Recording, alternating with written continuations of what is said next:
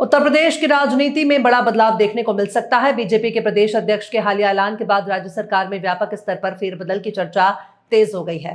विश्वसनीय सूत्रों के मुताबिक मौजूदा प्रदेश अध्यक्ष भूपेंद्र चौधरी को अब मंत्रिमंडल में जगह दी जा सकती है, जिसके बाद प्रदेश संगठन में भी बड़े बदलाव संभव है। वर्तमान में यूपी में 54 मंत्री हैं, जबकि कुल 60 मंत्रियों की अनुमति है। उत्तर प्रदेश के चित्रकूट कोषागार में हुए घोटाले के बाद सरकार ने एक बड़ा कदम उठाया है। पेंशन राशि और पेंशन एरियर का भुगतान अलग अलग सॉफ्टवेयर के जरिए किया जाएगा, ताकि भविष्य में किसी भी तरह की हेराफेरी रोकी जा सके।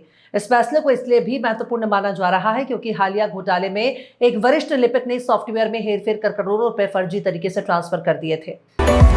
अमेरिका के राष्ट्रपति डोनाल्ड ट्रंप ने चेतावनी दी है कि रूस यूक्रेन जंग तीसरे विश्व युद्ध का रूप ले सकता है। व्हाइट हाउस में प्रेस ब्रीफिंग के दौरान अमेरिकी राष्ट्रपति ने कहा कि पिछले महीने ही इस युद्ध में 25,000 लोग मारे गए, जिसमें ज्यादातर सैनिक थे। उन्होंने रूस यूक्रेन जंग में हो रही मौतों पर दुख जताया। रूस यूक्रेन युद्ध को तत्काल रोकने की अपील करते हुए ट्रंप ने कहा, मैं यहां हो रही हत्याओं को रोकते हुए देखना चाहता हूं। कई वर्षों से जहां भी पहचान देने की बात आती थी, आधार की फोटोकॉपी देना आम बात बन चुकी थी। Hotels, mobile, restaurant, office, event, लगभग हर जगह लोग आधार की कॉपी मांग लेते थे। ये प्रक्रिया इतनी सामान्य हो गई थी कि किसी टिकट दिखाने जैसी ही लगती थी।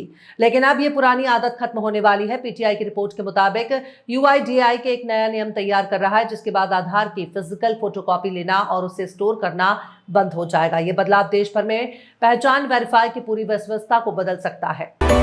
केंद्र सरकार की ओर से 4 नए लेबर कोड का असर करोड़ों कामगारों पर पड़ने वाला है। उनकी salary structure, provident fund contribution, ESI, benefit, gratuity इत्यादि संबंधित बहुत सी बातों पर नए लेबर कानून का प्रभाव होगा। नए लेबर कोड के तहत सैलरी और महिलाओं के लिए नाइट शिफ्ट रूल जैसे कुछ परिभाषाओं को शामिल किया गया है। उत्तर प्रदेश की भारतीय जनता पार्टी इकाई में संगठनात्मक बदलाव की प्रक्रिया के बीच सूत्रों का दावा है कि राज्य को नया उप मुख्यमंत्री मिल सकता है। सूत्रों की माने तो इस रेस में पूर्व सांसद साध्वी निरंजन ज्योति का नाम रेस में सबसे आगे है। जानकारी के मुताबिक यूपी बीजेपी अध्यक्ष के चुनाव के बाद मंत्रिमंडल विस्तार होगा। दिल्ली में जिलों की संख्या बढ़ गई है। पहले राष्ट्रीय राजधानी में 11 जिले थे, जो अब बढ़कर 13 हो गए हैं। सीएम रेखा गुप्ता ने कहा कि राजस्व जिलों और नगर निगम की सीमाएं अब एक जैसी होंगी। शासन और अधिक सुचारू होगा। सीएम ने कहा कि हमारी सरकार ने सालों पुरानी समस्या का समाधान केवल 10 महीने में किया।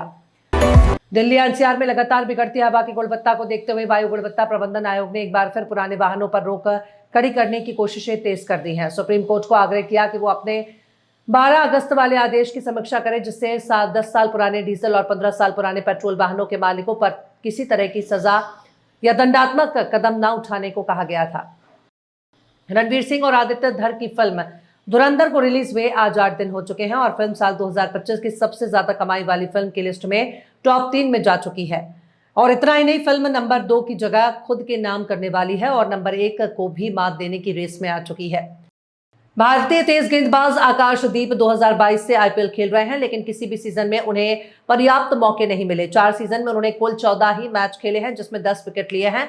आकाश ने 3 सीजन आरसीबी के लिए और 1 सीजन लखनऊ सुपर जॉयंट्स के लिए खेला है, लेकिन एसएसजी ने उन्हें रिलीज कर दिया है। आकाश का आईपीएल ऑक्शन में बेस प्राइस 1 करोड़ रुपए है।